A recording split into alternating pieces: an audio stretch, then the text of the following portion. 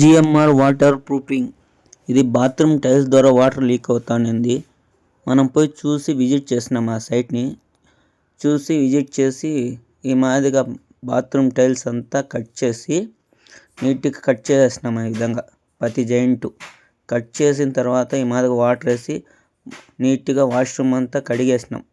ఎటువంటి డస్ట్ లేకుండా కడిగేసి నీట్గా ఈ మాదిరిగా క్లాత్ ఎత్తుకొని వాటర్ లేకుండా తూడ్చేసినాము.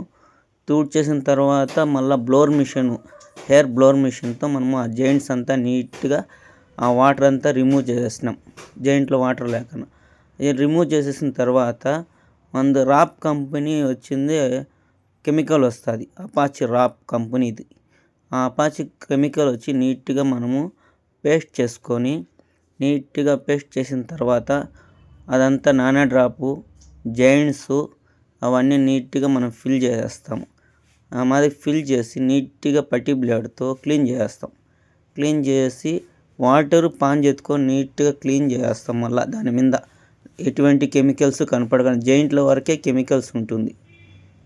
ఆ మాదిరి క్లీన్ చేసి నీట్గా మళ్ళీ మనము డ్రైకి వదిలేస్తాం. 1 డే పూర్తిగా డ్రై చేసేకి వదిలేస్తాం. 1 డే డ్రై చేసేకి వదిలేసి మామూలుగా యథావిధంగా మీరు మామూలుగా వాడుకోవచ్చు. ఆ జాయింట్ ద్వారా ఏమంటే వాటర్ అంతా లీకేజ్ రాకుండా స్టాప్ అయిపోతుంది. మళ్ళీ బాత్రూమ్ ద్వారా మనకి వాటర్ లీకేజ్ అనేది రాకుండా ఉంటుంది. నీట్గా ఉంటుంది ఫ్రెండ్స్. ఈ మాదిరి ఫినిషింగు ఎటువంటి వాటర్ లీకేజ్ రాకుండా మనం స్టాప్ చేయగలుగుతాము. మీకు ఎవరికన్నా ఈ మాదిరి చేసుకోవాలా ప్రాబ్లమ్స్ ఉందంటే మన కాంటాక్ట్ నెంబరు ఇక్కడ వీడియో ద్వారా వస్తుంది. ఆ కాంటాక్ట్ చేస్తే మనం ఎక్కడున్నా వచ్చి చేసిస్తాము. ఈ మాదిరి ఫినిషింగ్ నీట్గా ఇవ్వగలుగుతాము. ఓకే ఫ్రెండ్స్, మన ఛానల్ సబ్స్క్రైబ్ చేసుకోండి, సపోర్ట్ చేయండి, షేర్ చేయండి. ఎవరికైనా ఇలా ప్రాబ్లం ఉంటే చెప్పండి.